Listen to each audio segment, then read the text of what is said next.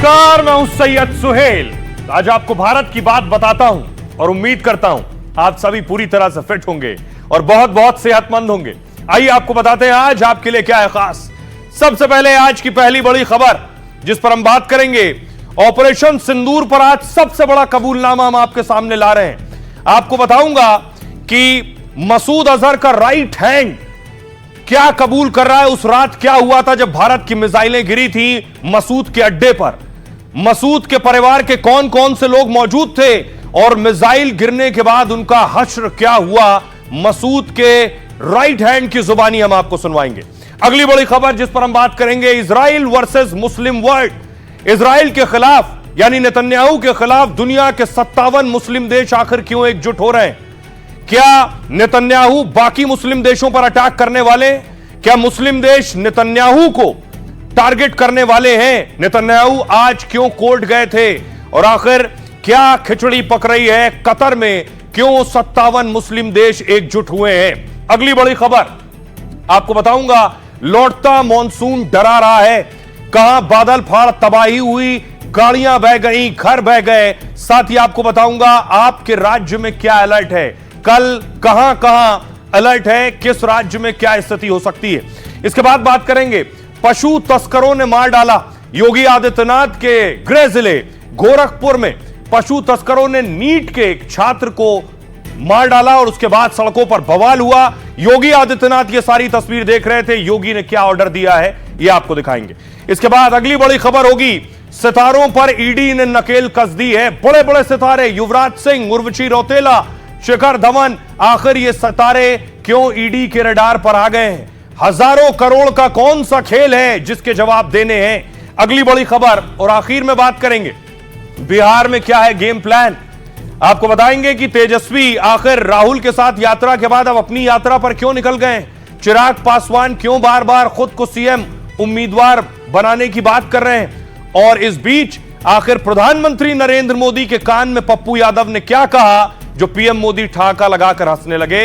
इस पर भी सियासत जबरदस्त हो रही है। इन तमाम खबरों पर करेंगे बात। आइए शुरू करें, उससे पहले हेडलाइंस।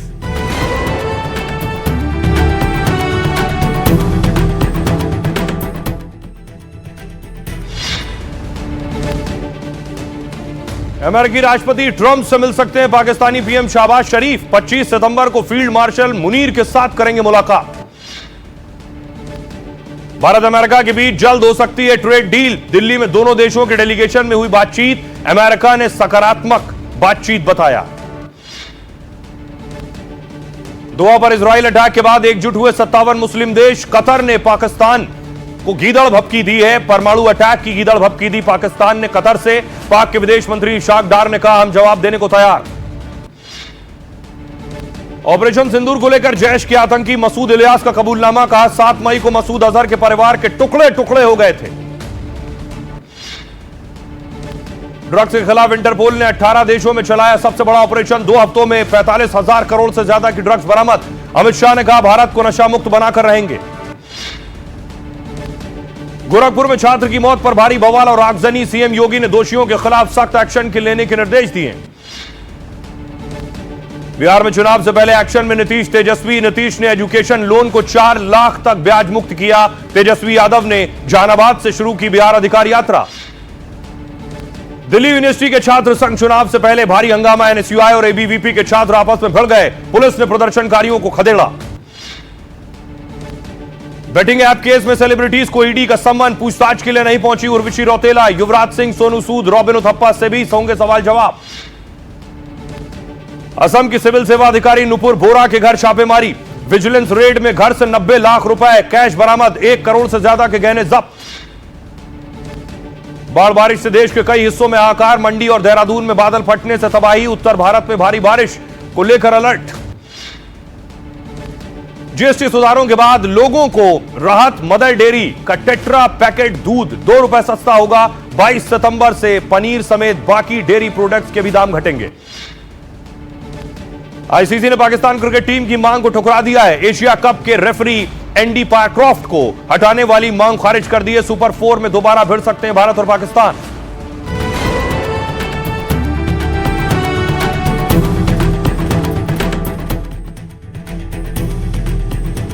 और आइए शुरुआत करने जा रहा हूं आज की पहली बड़ी खबर के साथ। और पहली बड़ी खबर है, पाक आतंकी बोला कि मोदी ने कीमा बना दिया है, ऐसी मार मारी है।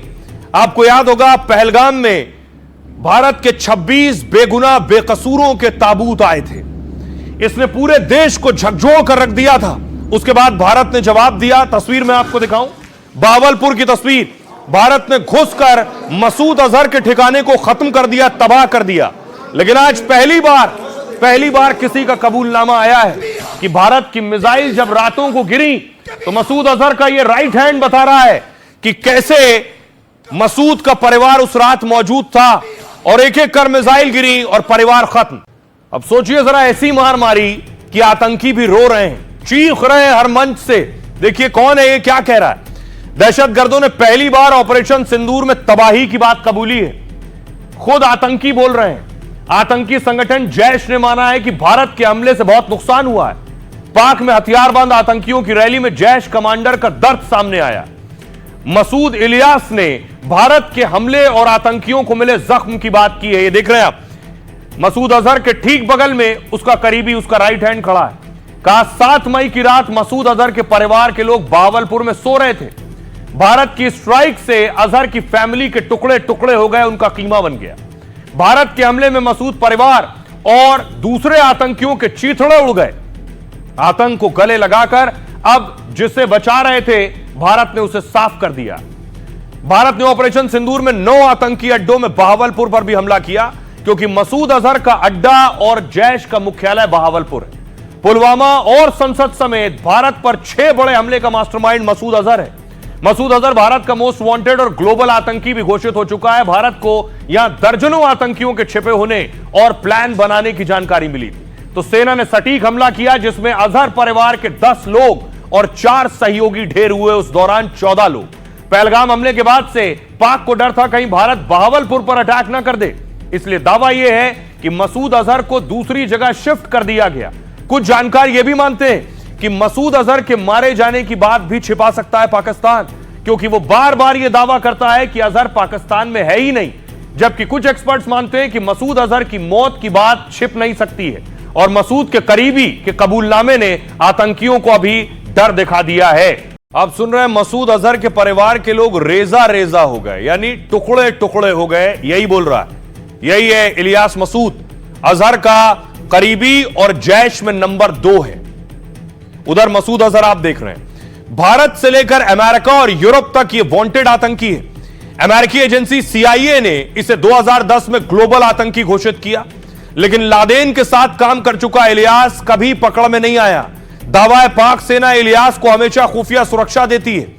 हथियारबंद फौजी और बुलेट प्रूफ गाड़ियों के काफिले से चलता है ये, और मसूद अजहर की तरह यह भी पाक में ठिकाने बदलता रहता है। इसलिए ऑपरेशन सिंदूर में भी भारत के हमले से बच गया। यूएस में बैठा लगातार हमले कर रहा है ये। इसके अलावा POK में जन्मा इलियास कश्मीरी इस्लामाबाद से ग्रेजुएट है, लेकिन करीब 30 साल पहले पढ़ाई छोड़कर आतंक की दुनिया में आ गया। पहले अफगान जंग में सोवियत फौज के खिलाफ इसने लड़ाई लड़ी। जंग के मैदान में उसने एक आंख और एक उंगली भी खो दी थी, लेकिन रुकने के बजाय और खतरनाक आतंकी लड़ाका बन गया ये। इसने हुजी और अलकायदा जैसे संगठनों के साथ काम किया है, और जब जैश में आया तो इसे भी अलकायदा जैसा खतरनाक बना दिया, जैश ए मोहम्मद को। मसूद इलियास कश्मीरी अब जैश के उपदेश विंग का मुखिया है, उपदेश देता है। मंच से वही उपदेश दे रहा था, बता रहा था क्या झेल रहे हैं, मतलब ब्रेन वॉश और युवाओं को भड़काने में माहिर है। जहरीली तकरीर से युवाओं को दहशतगर्दी में शामिल करता है, इस रास्ते पर लाता है, और वो भी उन्हें भारत विरोधी आतंकी मुहिम में लगा देता है। यह है इसका काम। आपको याद होगा जब भारत ने पीटा था बावलपुर में, तब मसूद अजहर रोया था जार जार। सुनिए। इंडिया वालों से कहता हूं, याद रखना तुम्हें इसका बदला बहुत और इंतकाम का यह सिलसिला शुरू हो चुका है, और इंशाअल्लाह वहां तक पहुंचेगा जहां तक तुम्हारा वहम गुमान भी काम नहीं करता। तो एक तरफ प्रधानमंत्री नरेंद्र मोदी ने आतंकी खत्म किए तो पाकिस्तान रो रहा है और आतंकी रो रहे हैं। दूसरी तरफ नेतन्याहू हमास को खत्म कर रहे हैं। यह तस्वीर आप देख रहे हैं, कह रहे हैं गाजा में आखिरी लड़ाई चल रही है और हमास के जो आतंकी छिपे हुए हैं एक खास जगह पर, उस पर इस वक्त नेतन्याहू अटैक कर रहे हैं।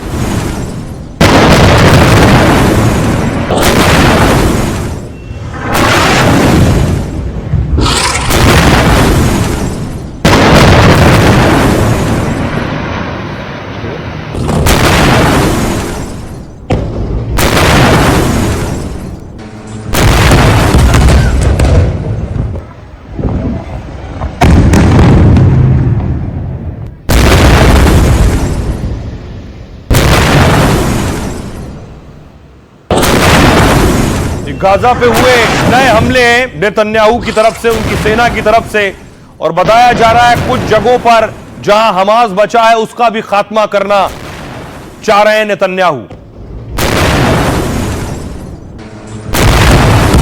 और इतना ही नहीं, नेतन्याहू गाजा के अलावा देखिए कतर पर भी अटैक कर दिया। दोहा में उन्हें पता चला यहां हमास के नेता हैं, तो कतर में अटैक किया।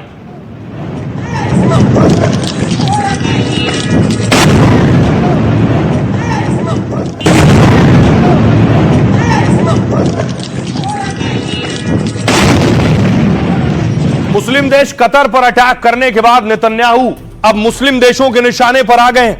नेतन्याहू के सामने मुस्लिम देश एकजुट हो गए। 57-60 मुस्लिम देश एक साथ कतर में बैठक कर रहे हैं। तस्वीर मैं आपको दिखाऊं, ये आप देख रहे हैं एर्दोगन, तुर्की के चीफ एर्दोगन पहुंचे हैं। कतर की तस्वीर देख रहे हैं, सारे मुस्लिम देश के नेता यहां इकट्ठा हो रहे हैं। मकसद और वजह बताया जा रहा है, नेतन्याहू के खिलाफ मुस्लिम देश एकजुट हो रहे हैं कि नेतन्याहू अब बाकी देशों को भी निशाना बना सकते हैं। उन्होंने गाजा को निशाना बनाया, यमन को, लेबनान को, कतर को भी बनाया। इसलिए बाकियों को डर यह है कि अब अगला नंबर उनका है और किसी का भी नंबर हो सकता है। इसलिए बड़ी बैठक हुई। यह तस्वीर आप देख रहे हैं, सभी देश, सारी मुस्लिम कंट्रीज एकजुट हुई। उन कंट्रीज के मिनिस्टर्स पहुंचे हैं, आपस में बातचीत की है कि आखिर नेतन्याहू से कैसे निपटना है, कैसे नेतन्याहू का सामना करना है। ये नेतन्याहू के खिलाफ हुई बड़ी बैठक है।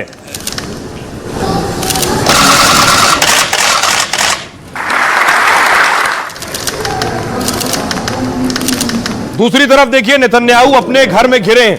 आज नेतन्याहू इजराइल के कोर्ट में थे। नेतन्याहू के खिलाफ भ्रष्टाचार के मामले और उस मामले में ट्रायल शुरू हो गया है।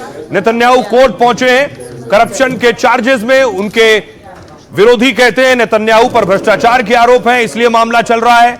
नेतन्याहू के करीबी और समर्थक कहते हैं कि उनके खिलाफ यह साजिश है।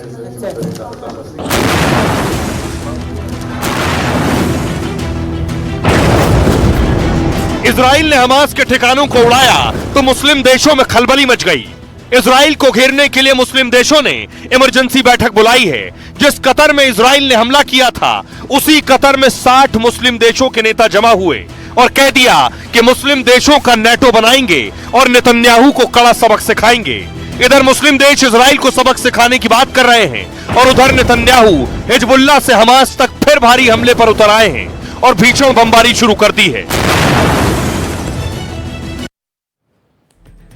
अब देखिए जरा कौन कौन से मुस्लिम देश, बताया जा रहा है 57 से 60 मुस्लिम देश जो एक साथ आए एक मंच पर। बड़े देश कौन से हैं? देखिए, बड़े देश नेतन्याहू के खिलाफ जो एक साथ आ रहे हैं उसमें ईरान शामिल है, पाकिस्तान, कतर, संयुक्त अरब अमीरात, UAE, Yemen, Bahrain, Iran, Iraq, तुर्की, सीरिया, लेबनान, कुवैत और सूडान। आप देखिए इजराइल का नक्शा बीच में, और इजराइल ये सारे मुस्लिम देशों से घिरा हुआ है। ये सारे देश मिलकर एक साथ बैठक कर रहे हैं। बैठक का मकसद क्या है? इस बैठक में क्या हो रहा है?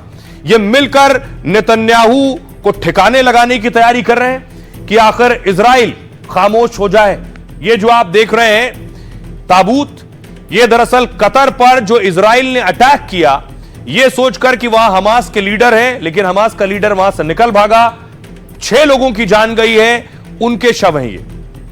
कतर पर इजराइल के अटैक के बाद मुस्लिम देश एकजुट हो गए। दोहा में अरब और इस्लामिक देशों के करीब 60 नेताओं ने बैठक कर ली है। मीटिंग का मकसद है इजराइल विरोधी मुस्लिम देशों की ताकत दिखाना। कतर यह दिखाना चाहता है कि वो इस जंग में अकेला नहीं है। सारे मुस्लिम देश एक साथ इजराइल का मुकाबला कर सकते हैं। जैसे अमेरिका और यूरोप ने नेटो संगठन बनाया है, ऐसे ही मुस्लिम देश नया सैन्य संगठन बनाना चाहते हैं। मुस्लिम देशों का मानना है कि इजराइल पर लगाम लगाई जाए, नहीं तो इजराइल का अगला टारगेट कोई भी इस्लामिक देश हो सकता है। समिट में इजराइल के खिलाफ सख्त एक्शन का प्लान तैयार हुआ। इजराइल की निंदा करते हुए मुस्लिम देशों से साझा बयान जारी किया और कहा कि हमें इजराइल के खिलाफ एकजुटता दिखानी होगी और इजराइल पर कड़ी कार्रवाई करनी होगी। यह समिट इसलिए हुई क्योंकि इजराइल ने 6 मुस्लिम देशों पर अटैक किए। हाल में Iran, Lebanon, Yemen, Syria, Qatar पर हमले किए। 9 सितंबर को कतर में हमला कर हमास के 6 लोगों को मारा है। यह वो तस्वीर है। कतर ने इसे संप्रभुता का उल्लंघन और इजराइल की आतंकी करतूत बताया और ईरान, पाकिस्तान, तुर्की समेत सभी मुस्लिम देशों की इमरजेंसी बैठक बुलाई है। सुनिए, यह सारी तस्वीर नेतन्याहू भी देख रहे हैं। वो देख रहे हैं कि मुस्लिम देश उनके खिलाफ एकजुट हो रहे हैं। वो कह रहे हैं उन्हें पता है कि कतर और चीन उनके खिलाफ क्या कर सकते हैं। ट्रंप को भी सुनिए। हम लोगों को कुछ नियम तोड़ने पड़ेंगे। चीन और कतर जैसे देशों पर कार्रवाई की जरूरत है क्योंकि वो लोग इजराइल पर हमले की तैयारी कर रहे हैं। हम लोग इसका काउंटर करेंगे। कतर और चाइना दोनों मिलकर इजराइल की छवि खराब कर रहे हैं। हम इन दोनों देशों को नहीं बख्शेंगे। इजराइल इन दोनों देशों को काउंटर करेगा। of the Western world and the United States. Israel was going to be striking. No, it didn't. No, it didn't. Yeah, go ahead. अब इजराइल कतर पर अटैक नहीं करेगा। कतर हमारा अहम सहयोगी है। बहुत लोग विश्वास नहीं करेंगे, लेकिन अब इजराइल कतर पर हमला नहीं करेगा। Maybe going after. Now there was an article that I read. तो क्या मुस्लिम देशों की ये बैठक, ये दबाव काम कर रहा है? तभी ट्रंप कह रहे हैं कि अब कतर अटैक नहीं करेगा, लेकिन नेतन्याहू किसी की सुनते नहीं।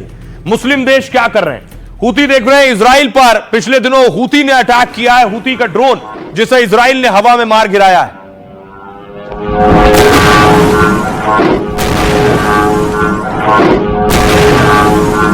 अब देखिए यमन में क्या हो रहा है।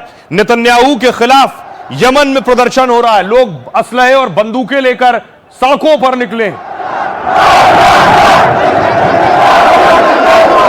बिल्लाहि व निअमल वकील, नवासिल ضرب إسرائيل،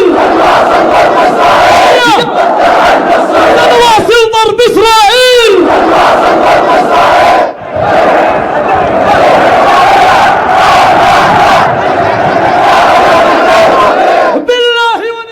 और इतना ही नहीं, खुद इजराइल में विरोध प्रदर्शन हो रहा है। ये तस्वीरें देख रहे हैं इजराइल में, वेस्ट बैंक की तस्वीरें मैं आपको दिखा रहा हूं।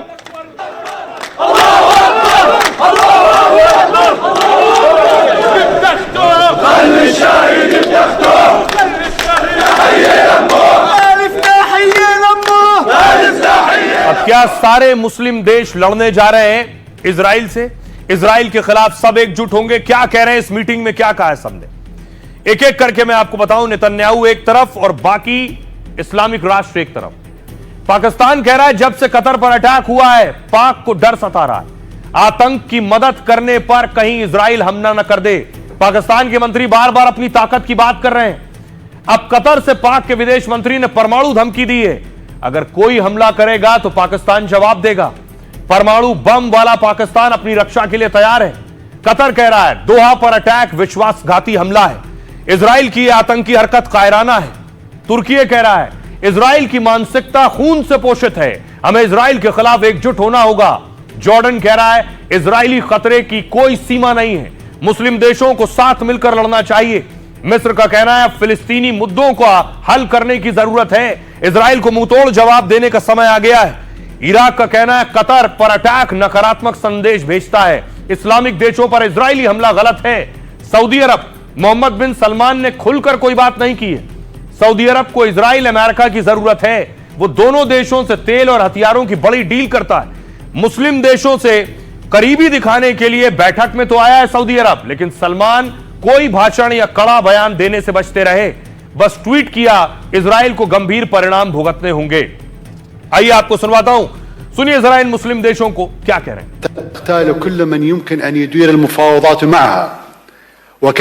ये समय है कि हम लोग एक साथ आएं और इजराइल को उसके गुनाह की सजा मिले। इजराइल फिलिस्तीनियों को उन्हीं की जमीन से हटाना चाहता है, लेकिन उसका ये मकसद कभी पूरा नहीं होगा।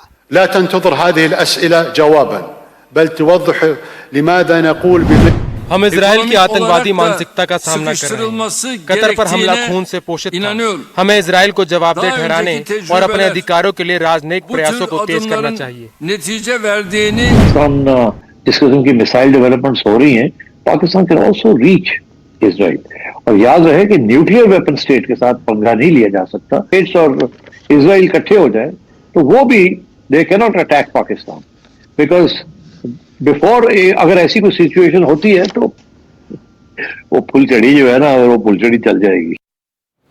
क्या अमेरिका को लग रहा है कुछ बड़ा बवाल होने वाला है, इसलिए अमेरिका ने, ट्रंप ने अपने विदेश मंत्री को देखिए कहां भेजा है, नेतन्याहू से मिलने के लिए।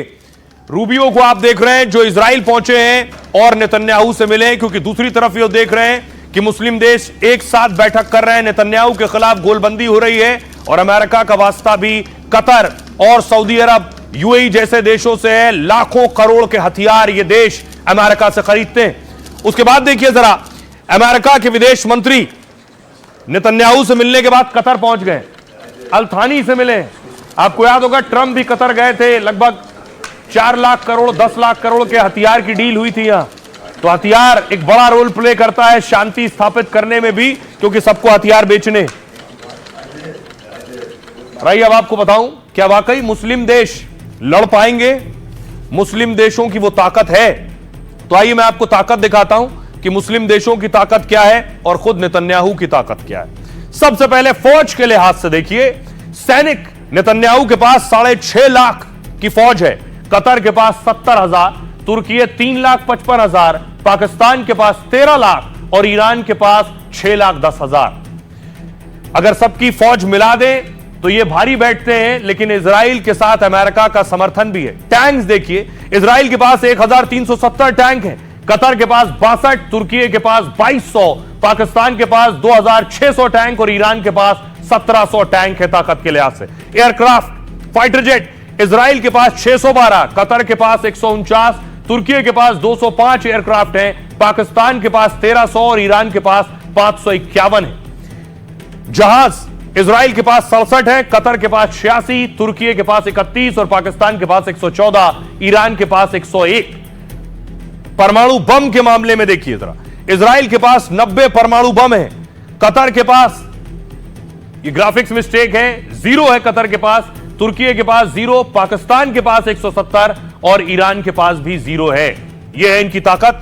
आइए अब सुनते हैं एक्सपर्ट, डिफेंस एक्सपर्ट संजय सोई क्या कह रहे हैं। ये सब गीदड़ भपकी दे रहे हैं, माहौल बना रहे हैं, या कुछ कर भी पाएंगे नेतन्याहू का? सुनिए। अमेरिका ने उनको सुरक्षा की गारंटी दी, उसके बाद भी जब वहां हमला हो जाता है तो लोगों को इसके ऊपर ही सवालिया निशान उठ जाता है कि अमेरिका की सुरक्षा की गारंटी क्या हुई? जो अमेरिका की बेसिस को उन्होंने दिया, वहां पे बेसिस बनी, उसके बाद भी हमला हो गया, फिर वो क्या करेंगे? तो यहाँ पर एक तरह सभी अरब देश इकट्ठे हो रहे हैं, तकरीबन खासतौर से Egypt, Iran, Saudi Arabia, UAE, Qatar, ये देश मिलके कह रहे हैं कि हम नेटो की तरह से सेना बनाएंगे। तो मुस्लिम देश सोच रहे हैं वो नेटो की तरह सेना बना लेंगे, यानी किसी पर भी हमला होगा सब मिलकर टूट पड़ेंगे। आइए खबरों में आगे बढ़ते हैं। आज की एक और बड़ी खबर है, लौटता मॉनसून डरा रहा है। लग रहा है मॉनसून चला गया लेकिन वापस तबाही ला रहा है। ये देखिए देहरादून में बादल फट गया, ट्रैक्टर में लोग सवार थे, बह गए।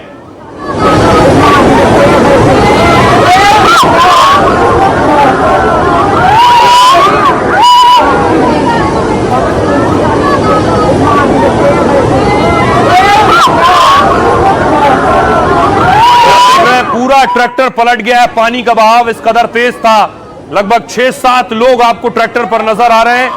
पानी अपने साथ ट्रैक्टर की ट्रॉली को बहा कर ले जा रहा है, पूरा ट्रैक्टर ट्रॉली के साथ गुलाटियां खा रहा है पानी में। देहरादून की तस्वीरें आप देख रहे हैं। अगली तस्वीर भी देहरादून की है। बादल फटने के बाद खंबा नजर आ रहा है आपको, वो खंबे पर एक बच्चा फंसा हुआ है और उसके बाद देखिए रेस्क्यू करने के लिए एक शख्स गया, उसे बचा कर लेकर आया। ये देखिए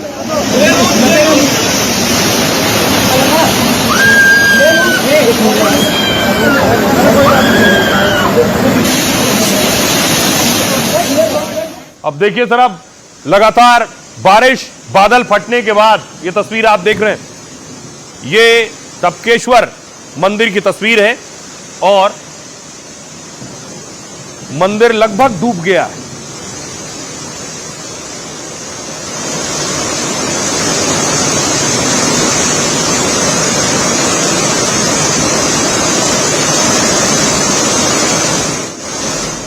देहरादून में बादल फटा, मुख्यमंत्री पुष्कर सिंह धामी को निकल कर आना पड़ा और हालात ऐसे थे कि धामी साहब को देखिए जेसीबी मशीन में सवार होकर जाना पड़ रहा है।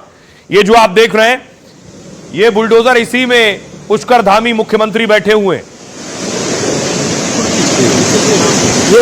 ये नीचे वाला ये सारे पहले ये ऐसे जोर मार रहा था, अब ऐसे मार का आगे दम मार,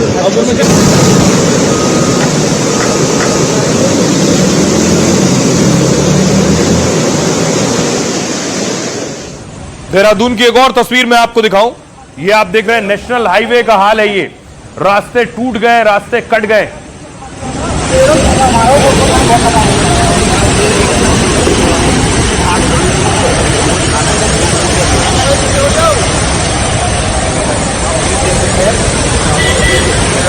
राष्ट्रीय राजमार्ग का हाल आप देख रहे हैं पूरी तरह से बर्बाद हो गया है। बादल फटने के बाद की तबाही है ये, और बादल फटने के साथ साथ मलबा भी लेकर आता है। तो उसके बाद की तस्वीर देखिए जरा, जो गाड़ियां हैं, जो घर हैं, मलबे में दब गए हैं। ये देख रहे हैं आप, ये जेसीबी मशीन है जो पूरी तरह से मलबे में दब चुकी है।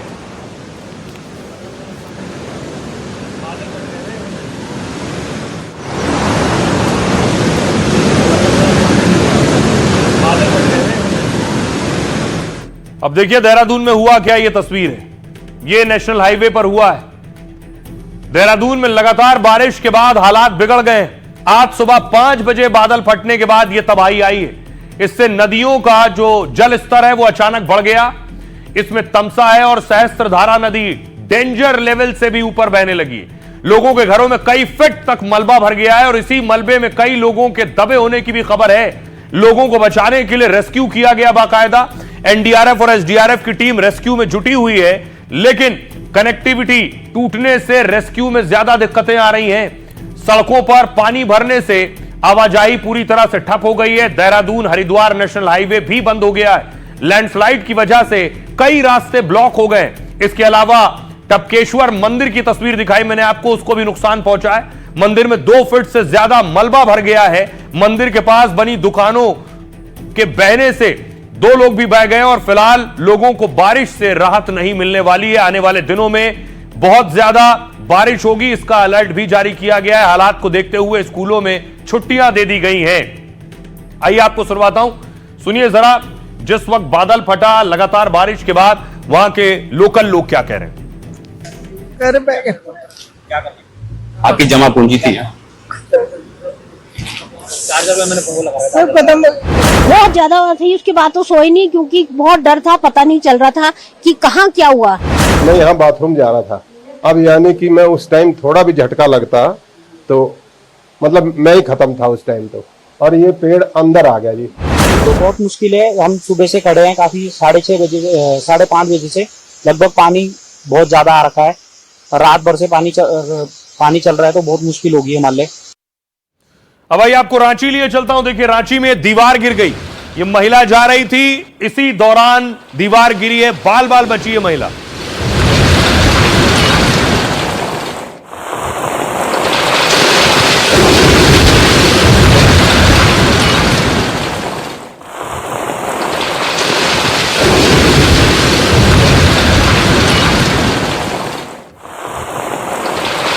हिमाचल की तस्वीर देखिए जरा, ये मलबे के बाद की स्थिति है। मलबा अपने साथ गाड़ियों को लेकर आया, खिलौने की तरह गाड़ियां आपको नजर आ रही हैं।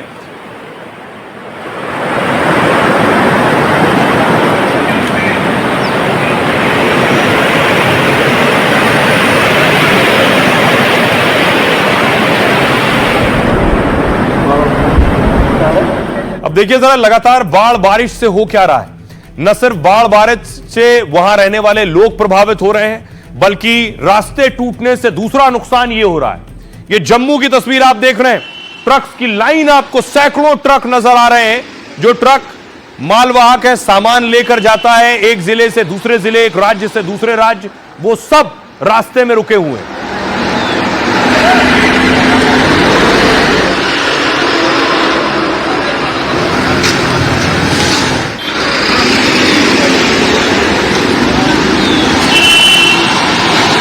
अगली तस्वीर आपको दिखाता हूं मणिपुर की। मणिपुर की तस्वीर आप देख रहे हैं, ये जो ब्रिज बना था, पुल बना था, ये ढांचा पूरी तरह से गिर गया है और पानी में बह गया।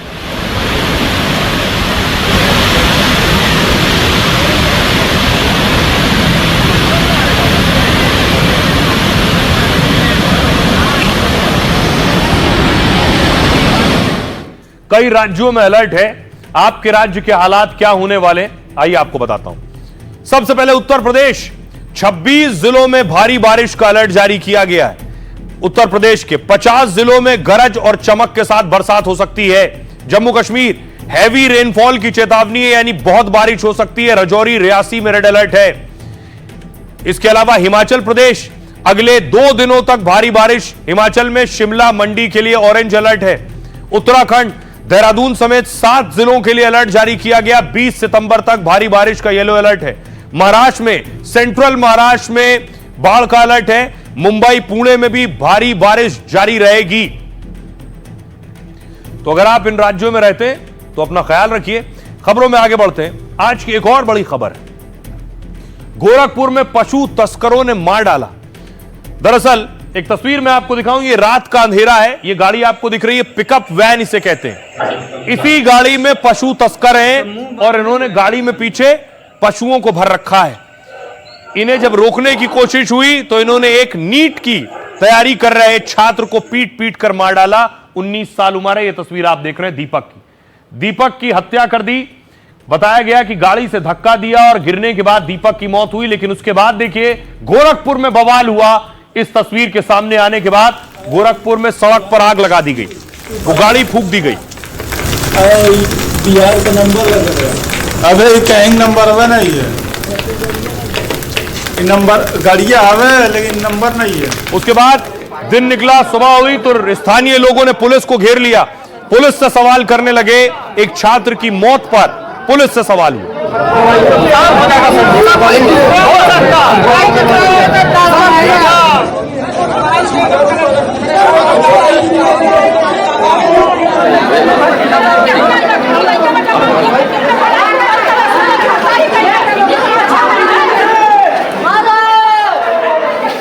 माहौल बिगड़ता देख पुलिस ने लोगों को रोकने की कोशिश की है। देखिए पुलिस ने बीच में रस्सी लगाई है जिससे लोग इधर से उधर ना आने पाए। पुलिस ने कोशिश की लेकिन लोगों में गुस्सा बहुत ज्यादा था।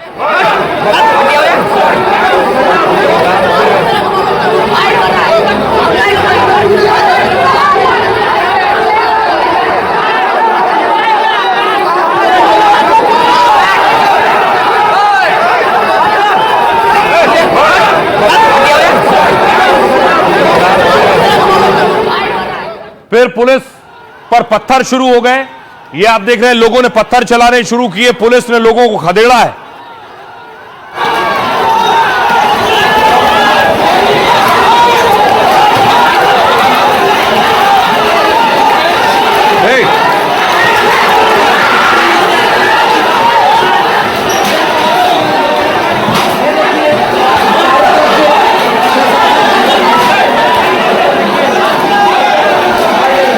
तो भीड़ और पुलिस आमने सामने थी। गोरखपुर दरअसल योगी आदित्यनाथ का गृह जिला है। यहीं से वो सांसद रहे लंबे वक्त तक। अब आपको बताऊं गोरखपुर में हुआ क्या। दरअसल रात 12:30 बजे के करीब 12 पशु तस्कर पहुंचे। तस्करों ने एक दुकान का ताला खोलना शुरू किया। शटर खड़खड़ाने की आवाज पर लोग हरकत में आए। मौके पर मौजूद छात्र दीपक ने शोर मचाया। थोड़ी देर में 10-15 लोग वहां जमा हो गए। तस्करों ने फायरिंग शुरू कर दी और भागने की कोशिश की। सबसे आगे खड़े दीपक को तस्करों ने खींच लिया और उसे अपनी गाड़ी में बिठाकर अपने साथ ले गए। दीपक नीट की तैयारी कर रहा था। उसकी पीट पीट कर हत्या कर दी गई, यह दावा है। छात्र दीपक का शव घर से 4 किलोमीटर दूर मिला है। दीपक का सिर कुचला हुआ था। छात्र की हत्या की खबर मिलने के बाद लोगों का गुस्सा भड़क उठा। लोगों ने गोरखपुर पिपराइच रोड पर जाम लगा दिया। 4 थानों की फोर्स और पीएसी मौके पर पहुंची है। करीब 5 घंटे तक पुलिस अधिकारी लोगों को समझाते रहे और इस दौरान पुलिस और गांव वालों में झड़प हुई। गोरखपुर एसपी समेत 7 पुलिस वाले घायल हुए। एक तस्कर को ग्रामीणों ने दौड़ाकर पीटा। गुस्साई भीड़ ने उसे पीट पीट कर अधमरा कर दिया।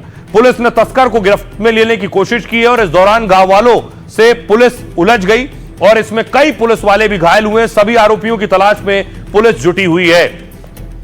पुलिस भी जख्मी है। सुनिए जरा डीएम क्या कह रहे हैं। और माता 3-3 घंटा फोन नहीं उठा रही है। पुलिस बताइए, पुलिस जब चोर को पकड़े हैं तो चोर को छोड़कर उसको जाना चाहिए। चोर का क्या है कि आप 2 लोग रहिए, आप बाकी लोग खोजिए, लेकिन टीम पर टीम बुला रही है, पुलिस नहीं खोजी है, पुलिस मरवाई है, पुलिस पैसा ली है, पुलिस घुसखोर है, पुलिस मरवाई है। स्थानीय स्तर पे हम परिवार की मदद कर सकते हैं, वो हमारी बात हुई है। जो उनकी स्थानीय समस्या और कुछ है उसका भी हम लोग निराकरण करवा के उनकी मदद करवाएंगे। अभी पहली प्रायोरिटी ये है कि हम पोस्टमार्टम करवा के मतलब शव का दाह संस्कार करवाएं, तो वो हम लोग करवाएंगे। उसके बाद परिवार के साथ पुनः बैठेंगे और उनकी जो भी मदद हो पाएगी वो सारी करवाएंगे। प्रायोरिटी ये है कि कम से कम जो दोषी लोग हैं उनको हम पकड़े, पूरी एनर्जी हमारी उसमें रहे। उसके अलावा फिर बाद में जहाँ पे भी जिस चीज की और जो लोगों ने बातें कही हैं उस पर भी गहनता से विचार करते हुए आगे की कार्रवाई की जाएगी। अब देखिए जरा, इस पूरे बवाल में गौ तस्कर जो थे वो पकड़ लिए गए। वो पकड़े गए तो पुलिस ने पकड़ा है। जो पशु तस्कर थे, पुलिस ने लोगों के बीच उन्हें हटाने की कोशिश की। लोगों में गुस्सा था, पुलिस को डर था कि लोग पीट पीट कर मार सकते हैं, क्योंकि एक पशु तस्कर को लोगों ने पीटा था।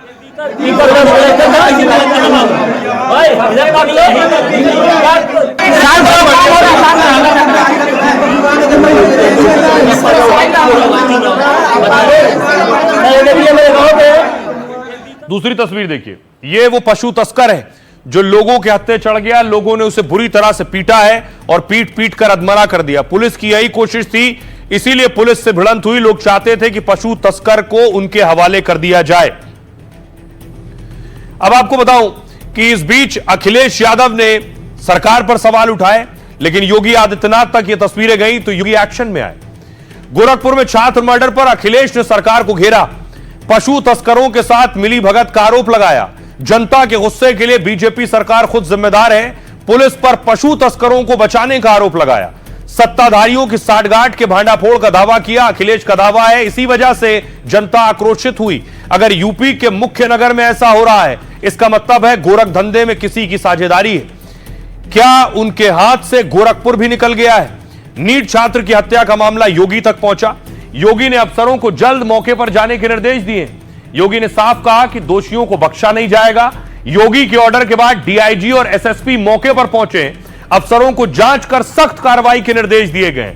छात्र की मां ने कहा हत्यारों को जान से मार दिया जाए, इसके बाद ही उन्हें शांति मिलेगी। परिवार ने एक सदस्य को सरकारी नौकरी की मांग की है, 1 करोड़ रुपए के मुआवजे की मांग की है और परिवार ने सीएम योगी के नाम चिट्ठी प्रशासन को सौंपी है। सुनिए जरा, इसके बाद इस पर सियासतदान क्या कह रहे हैं। और ये क्या वजह है कि मुख्यमंत्री जी के गृह जनपद में कोई ये पहली बार घटना नहीं हो रही है, इससे ज्यादा गंभीर घटनाएं हुई हैं। याद कीजिए, एक व्यापारी को वहाँ की पुलिस ने मार मार करके जान ले ली थी। बड़े पैमाने पर अन्याय भी हो रहा है। इस तरह पाकिस्तान को अंदर 100 किलोमीटर घुस के मारे हैं ना, तो कोई बचेगा नहीं। इनको भी खोज करके जमीन में भी रहेंगे ना, तो सरकार खोद के निकालेगी, इनकी दवाई करेगी। उत्तर प्रदेश में क्या है, जंगल राज की पराकाष्ठा नहीं है कि एक नौजवान छात्र जो अपने भविष्य के सपने बुन रहा था, उसको कुछ तस्कर लोग मार देते हैं। ये तस्कर आए कहां से? 8 साल से तो उत्तर प्रदेश में भारतीय जनता पार्टी का शासन है। भारतीय जनता पार्टी के शासन में ऐसी अराजकता क्यों है? गोरखपुर की घटना दुर्भाग्यपूर्ण है, दुखद है, लेकिन इस पूरी घटना में जो भी अपराधी वांछित है उनको पाताल से ढूंढ करके भी सजा दिलाने का काम उत्तर प्रदेश की योगी आदित्यनाथ सरकार करेगी। उत्तर प्रदेश में ये पशु तस्करों पर बहुत कठोरता से शिकंजा कसा गया है। और आइए खबरों में आगे बढ़ते हैं। आज की एक और बड़ी खबर है, बड़े बड़े सितारे गर्दिश में आ रहे हैं। ऐसे क्या होने जा रहा है? दरअसल बेटिंग ऐप के खेल में फंस गए सितारे, और छोटे मोटे सितारे नहीं हैं। युवराज सिंह को भी ईडी ने बुलावा भेजा है, उर्वशी रौतेला को आज बुलाया था। इसके अलावा कुछ और नाम हैं जिन्हें बुलाया। शिखर धवन, सुरेश रैना जाकर पूछताछ में शामिल हो चुके हैं। सुरेश रैना, शिखर धवन, रॉबिन उथप्पा और युवराज सिंह, क्रिकेट की दुनिया के बड़े बड़े चेहरों पर ईडी ने नजर गड़ा ली है। जांच एजेंसी की नजर फिल्मी सितारों पर भी है, जिसमें शामिल है बॉलीवुड की हीरोइन उर्वशी रौतेला, साउथ के विलेन और राणा दुग्गावती यानी बाहुबली के भल्लाल देव और प्रकाश राज, साउथ के सुपर हीरो विजय देवरकोंडा, बंगला फिल्मों की हीरोइन और टीएमसी की पूर्व सांसद मिमी चक्रवर्ती, कुछ सितारे ईडी के दफ्तर में हाजिरी लगा चुके हैं और कुछ को सम्मन भेजा गया है। अब देखिए जरा लंबी चौड़ी लिस्ट है, कौन कौन से स्टार हैं जो ईडी के पास हाजिरी लगा चुके हैं और कौन कौन से सितारे हैं जिन्हें अभी जाना है। सबसे पहले देखिए राणा दुग्गुवती जो अभिनेता है 23 जुलाई को ईडी के सामने पेश हो चुके हैं। अभिनेता प्रकाश राज 30 जुलाई को ईडी के सामने पेश हो चुके हैं। विजय देवरकोंडा 6 अगस्त को सम्मन था, पेश हो चुके हैं। सुरेश रैना क्रिकेटर 12 अगस्त को ईडी का सामना कर चुके हैं। शिखर धवन 4 सितंबर को ईडी के सामने पहुंचे थे। मिमी चक्रवर्ती टीएमसी की पूर्व सांसद और अभिनेत्री 15 सितंबर को ईडी के सामने पेश हुई हैं। उर्वशी रौतेला को आज 16 सितंबर को बुलाया था, पहुंची या नहीं पहुंची इसकी जानकारी नहीं। 22 सितंबर को क्रिकेटर रॉबिन अथप्पा को बुलाया गया है। 23 सितंबर को क्रिकेटर युवराज सिंह की पेशी है ईडी के सामने और 24 सितंबर को अभिनेता सोनू सूद को बुलाया गया है। आइए अब आपको बताऊं कि आखिर ईडी इनसे जानना क्या चाहती है, ईडी क्या चाहती है, इनको बुलाकर कौन से सवाल करना चाहती है। दरअसल मैं आपको बताऊं, ये आप सितारे देख रहे हैं, 1xBet ऐप के प्रचार या प्रमोशन में इन लोगों की क्या भूमिका थी, ईडी ये जानना चाहती है। किसी और ऑनलाइन बेटिंग प्लेटफॉर्म का भी इन्होंने प्रचार किया है क्या इन्हें पता था कि ऐसे प्लेटफॉर्म गैर कानूनी माने जाते हैं? क्या कॉन्ट्रैक्ट, एग्रीमेंट या पैसों के लेन देन से जुड़े दस्तावेज हैं?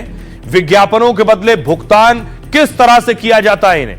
क्या यह जानकारी थी कि यह जुआ की श्रेणी में आता है बेटिंग ऐप? अब देखिए आरोप क्या है। भारत में ऑनलाइन बेटिंग ऐप पर पूरी तरह से पाबंदी है। पाबंदी से बचने के लिए ऐसे ऐप्स झूठे दावे करते हैं। 1xBet दावा करता है कि वो हुनर पर आयोजित खेल होस्ट करता है, लेकिन उसने एल्गोरिदम से छेड़छाड़ कर उसे जुए की तरह बनाया है जिस पर बैन है। अवैध बेटिंग ऐप्स आईटी, फेमा और पीएमएलए जैसे कई कानूनों का उल्लंघन करते हैं। ऐसे ऐप्स के मालिक या ऑपरेटर विदेशों में बैठे होते हैं। ऐसे ऐप्स के मालिक ऑपरेटर जब देश में नहीं है तो उनकी पकड़ मुश्किल होती है और इस वजह से भारतीय एजेंसियों की पकड़ में नहीं आते हैं। वो ऐसे देशों से अपना काम करते हैं जहां जुए को कानूनी बनाया गया है। अब सवाल यह है कि बेटिंग ऐप में लोग क्यों आ रहे हैं और सितारे क्यों आ रहे हैं? उसके पीछे वजह है पैसा। हजारों करोड़ का बाजार है ये बेटिंग ऐप। देखिए भारत में ऑनलाइन सट्टेबाजी का कारोबार है। 22 करोड़ लोग किसी ना किसी तरह से ऐप से जुड़े हैं। 22 करोड़ लोग, 11 करोड़ लोग रेगुलर यूजर हैं, यानी हर दिन सट्टा लगाते हैं। 2025 के पहले 3 महीनों में सोचिए 1.6 अरब बार गैर कानूनी सट्टा वेबसाइट्स देखी गई हैं। भारत में ऑनलाइन सट्टेबाजी का जो बाजार है वो करीब 8.3 लाख करोड़ से ज्यादा का है। सोचिए 8 लाख करोड़ से ज्यादा का। हर साल 30% की रफ्तार से यह बढ़ भी रहा है। अनुमान है कि टॉप सट्टा ऐप्स हर साल 27,000 करोड़ की टैक्स चोरी कर रहे हैं और यही वजह है कि इसमें बड़े बड़े लोग शामिल हो रहे हैं, बड़े बड़े लोग इस बाजार में कूद रहे हैं। खबरों में आगे बढ़ते हैं, आपको बिहार लिए चलता हूं। बिहार में क्या है गेम प्लान आपको बताता हूं। तस्वीर आपको दिखाऊं, कल प्रधानमंत्री नरेंद्र मोदी बिहार में थे। मंच की तस्वीर आप देख रहे हैं। पीएम मोदी बैठे, नीतीश कुमार उनके बगल में बैठे हैं और बात कर रहे हैं। लेकिन इस बीच एक शख्स की एंट्री हुई। उसकी एंट्री के बाद सारा बवाल और सवाल शुरू हुआ। पप्पू यादव को देख रहे हैं आप। पप्पू यादव प्रधानमंत्री मोदी से बात कर रहे हैं। पप्पू यादव का बीजेपी से कोई ताल्लुक नहीं है, लेकिन पीएम मोदी से जब वो मिलने पहुंचे तो देखिए बात करते हुए पीएम मोदी ठहाका लगाकर हंस पड़े।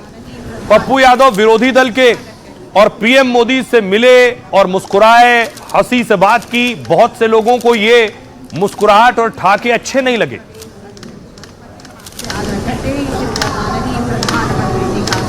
इस तस्वीर में आप देख रहे हैं पप्पू यादव मंच पर हैं। सोचिए उस मंच पर जिसमें मुख्यमंत्री भी हैं और प्रधानमंत्री मोदी भी हैं और राज्यपाल भी बैठे हैं।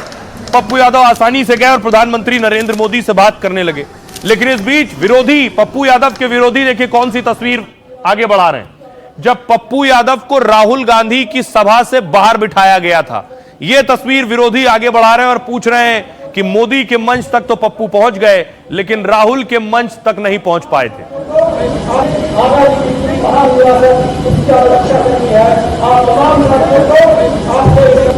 एक और तस्वीर आपको दिखाऊं।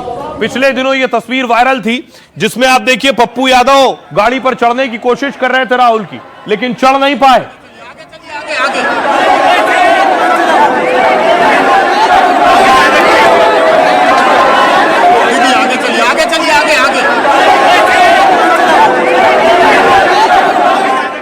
अब विरोधी चुटकियां ले रहे हैं इन तस्वीरों के बाद। देखिए क्या कह रहे हैं। यह तस्वीर है पीएम मोदी और पप्पू यादव की बात करने की। मंगलवार को पूर्णिया में पीएम मोदी का कार्यक्रम था। मंच पर पूर्णिया के निर्दलीय सांसद पप्पू यादव मौजूद थे। जब प्रधानमंत्री मंच पर पहुंचे तो उनका स्वागत हुआ और इसके बाद वो अपनी जगह पर बैठ गए। पीछे से पप्पू यादव आए, प्रधानमंत्री को प्रणाम किया।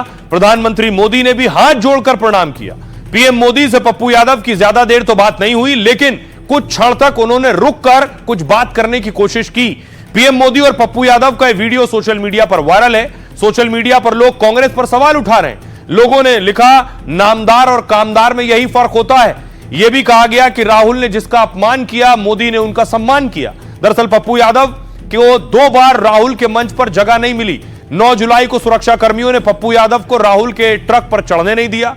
1 सितंबर को वोटर अधिकार रैली के समापन में भी मंच पर नहीं दिखे थे पप्पू यादव। अब इसके बाद खुद सुनिए जरा, मनोरंजन भारती जी ने पप्पू यादव से बात की और यही सवाल पूछा कि पीएम मोदी से बात कर रहे थे, मोदी ठाका लगा रहे थे, आखिर आपने क्या कहा मोदी के कान में? सुनिए। सबसे पहली बात तो यही कि प्रधानमंत्री से क्या बातचीत हुई, बड़ी जोर से ठहाके भी लगाए आपने। क्या कहा आपने प्रधानमंत्री को, उन्होंने क्या कहा आपको? नमस्कार, प्रणाम। प्रणाम प्रणाम। सबसे पहले तो जो आपको याद होगा, चुनाव के पहले मैंने वादा किया था कि हर परिस्थिति में मैं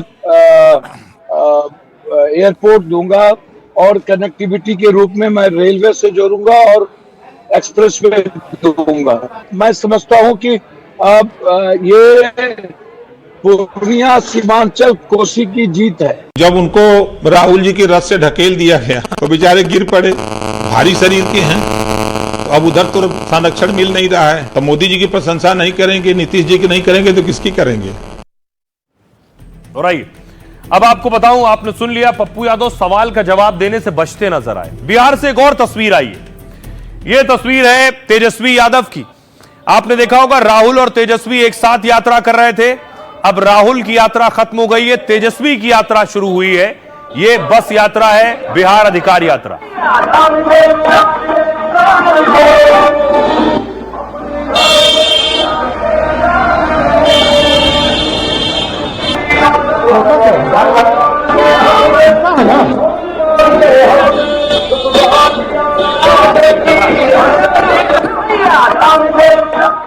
रही आपको बताऊं, इस यात्रा का मकसद क्या है? सवाल पूछ रहे हैं विपक्ष के लोग कि आखिर जब राहुल ने यात्रा कर ली तो तेजस्वी को यात्रा की जरूरत क्या है? राहुल की यात्रा में तेजस्वी थे, लेकिन तेजस्वी की यात्रा में राहुल नहीं है।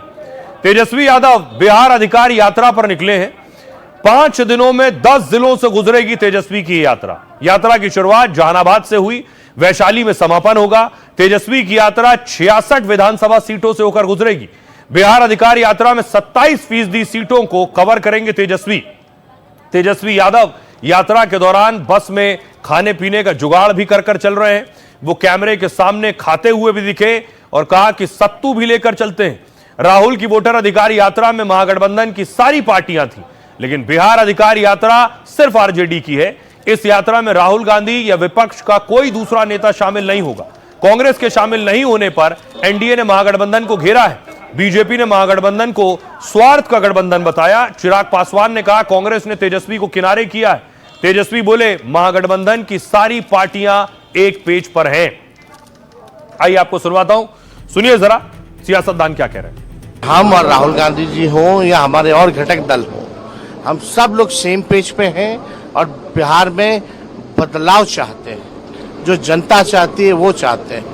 तो किसी के कहने और कयास लगाने से कोई फर्क हम लोगों को नहीं पड़ने वाला। ये सरकार लाठी डंडे की सरकार है, इसलिए बिहार की जनता कह रही है 2005 से 25 बहुत हुए नीतीश, अब लाठी डंडे की सरकार नहीं चलेगी। जिस तरीके से हर जगह उनको साइडलाइन किया गया, उनके लिए गाड़ी तक वो चला लिए, पर उसके बाद भी उनके चेहरे को कांग्रेस के क्या नेता प्रतिपक्ष के द्वारा उनके चेहरे को मुख्यमंत्री पद के लिए घोषित नहीं किया गया, संभवतः ये कारण हो सकता है कि अब वो पुनः एक बार फिर अपना वर्चस्व दिखाने के लिए या अपनी पोजीशनिंग के लिए एक और यात्रा पे निकल। इतना दिन यात्रा करके SIR पे यात्रा करके थक गए, अब अधिकार यात्रा कर रहे हैं और उनको ना कोई अधिकार मिलने वाला है ना कोई ताज मिलने वाला है। बिहार के लोग सिरे से नकार दिए हैं। स्पष्ट हो गया कि राहुल गांधी और तेजस्वी के बीच सब कुछ ठीक नहीं चल रहा है। 16 दिन जिस अधिकार यात्रा में राहुल गांधी जी और तेजस्वी साथ रहे हों, फिर अब 5 दिन के लिए 6 दिन के लिए तेजस्वी जी को क्या जरूरत पड़ गई यात्रा निकालने की?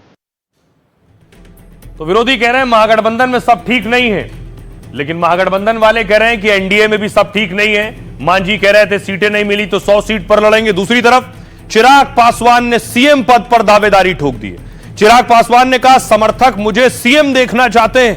चिराग कई बार नीतीश कुमार की आलोचना कर चुके हैं। आरजेडी ने लगाया कि एनडीए में सिर्फ उटव्वल का आरोप है, यह आरोप लगाया आरजेडी ने। सुनिए जरा खुद चिराग पासवान को वो क्या कह रहे हैं। हर कार्यकर्ता की चाहत और ये होनी चाहिए, ये स्वाभाविक है। अगर नहीं है तो उस नेता को सोचना चाहिए कि भैया मेरे दल के लोग मेरे बारे में ये महत्वाकांक्षाएं क्यों नहीं रखते हैं। और ये छोटा बड़ा मैं हर दल की बात कर रहा हूं, मैं हर संगठन की मैं बात कर रहा हूं। हर एक जगह अपने सर्वोच्च पद पे अपने नेता को देखे, ये ख्वाहिश होती है और इस भावना का मैं सम्मान करता हूं। तो एनडीए के नेताओं से मेरी प्रार्थना है कि हमको कम से कम इतना सीट दें ताकि हम यहाँ पर बिहार असेंबली में मान्यता प्राप्त हम कर सकें। इसमें 20 सीट भी आता है, 15 सीट भी आता है, तो मैं तो मान्यता प्राप्त करने का भीख मांग रहा हूँ एनडीए से। कुछ नहीं, अपनी पोजीशनिंग जरूर वो कर रहे होंगे, पर हकीकत है कि अभी चर्चाओं की शुरुआत नहीं हुई। देखिए एनडीए में सीट बंटवारे पर पेच फंस गया है, सिर्फ फुटवल शुरू हो गया है। अब आदरणीय जीतन बाबू मांझी जी ने कहा है कि अगर हमको उचित सीट नहीं मिला तो 100 सीटों पर चुनाव लड़ेंगे। उनको लड़ना भी चाहिए, लेकिन हमें लगता है उनको 10 सीट भी नहीं दिया जा रहा है। और आइए खबरों में आगे बढ़ते हैं और एक अधिकारी के घर आपको लिए चलते हैं जहां विजिलेंस की टीम पहुंची तो वो खुद दंग रह गई। अधिकारी ने कैसे जमीन का धर्म बदला और करोड़पति बन गई। अब देखिए जरा विजिलेंस की टीम पहुंची तो क्या तस्वीर देखने को मिली।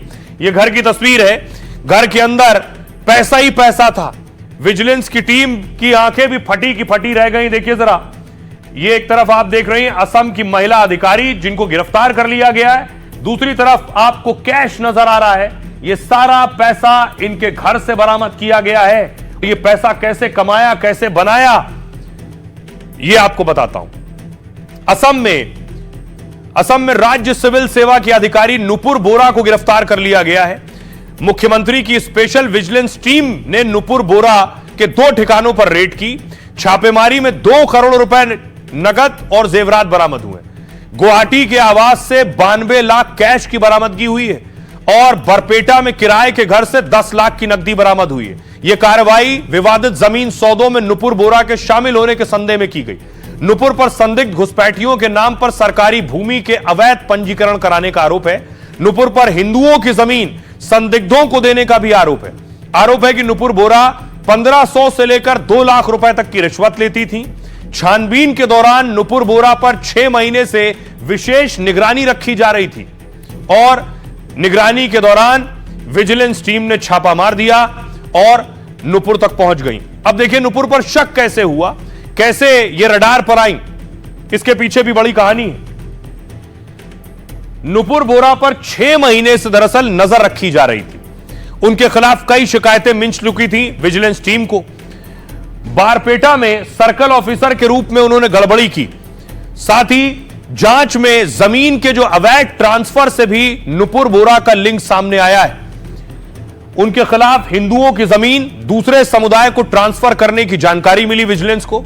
घुसपैठियों के नाम जमीन ट्रांसफर करने की भी जानकारी मिली थी और इन सब के बाद नुपुर क्या रेड की विजिलेंस की टीम ने। जब रेड की तो कैश बरामद हुआ, लाखों का सोना और जेवर बरामद हुआ है। अभी विजिलेंस टीम आगे भी इनके ऊपर कार्रवाई कर रही है और जांच कर रही है कि क्या पैसा इन्होंने कहीं और भी इन्वेस्ट किया है और उस पैसे को कैसे रिकवर किया जा सकता है। क्या नुपुर ने कुछ जमीन की खरीद फरोख्त भी की है और इनके रिश्तेदारों के ठिकानों पर भी तलाशी की तैयारी है। राइट, अब आपके लिए लाइफ का फंडा देखिए जरा क्या है खास। कुछ कर गुजरने का जुनून अगर है तो कोई परेशानी, कोई बाधा आपको रोक नहीं सकती है। यूरी गागरिन का नाम अगर आपने सुना हो कि यूरी गागरिन अगर परेशानी और मुसीबतों से घबरा जाते तो सोचिए अंतरिक्ष में जाने वाले वो दुनिया के पहले इंसान नहीं बन पाते। रूस में एक गरीब किसान के घर में जन्मे गागरिन को बचपन से बहुत संघर्ष झेलना पड़ा। जब वो पहले साल स्कूल में पढ़ने गए तो सोचिए दूसरा वर्ल्ड वॉर शुरू हो गया और जर्मन सैनिकों ने उनके स्कूल को जला दिया। गागरिन और उनके परिवार का जान बचाना मुश्किल हो गया, लेकिन गागरिन को विमान उड़ाने और अंतरिक्ष में जाने की जिद थी एक। इसके लिए वो हर ट्रेनिंग, हर तैयारी और हर चुनौती से जूझने को तैयार थे। अपने जुनून और कड़ी मेहनत से महज 20 साल में वो पायलट बन गए और 27 साल की उम्र में अंतरिक्ष पर पहुंचकर इतिहास रच दिया। गागरिन के जुनून और संघर्ष में लाइफ का बड़ा फंडा छिपा है। मुसीबत में जब एक रास्ता बंद हो तो हमें यह देखना चाहिए कि दूसरा रास्ता कौन सा बनाया जाए। तो जहां से जो अच्छा मिले उसे जिंदगी में उतारिए। अपना और अपनों का बहुत बहुत ख्याल रखिए। ब्रेक के लिए रुक रहे हैं, लौट रहे हैं कुछ ही पलों।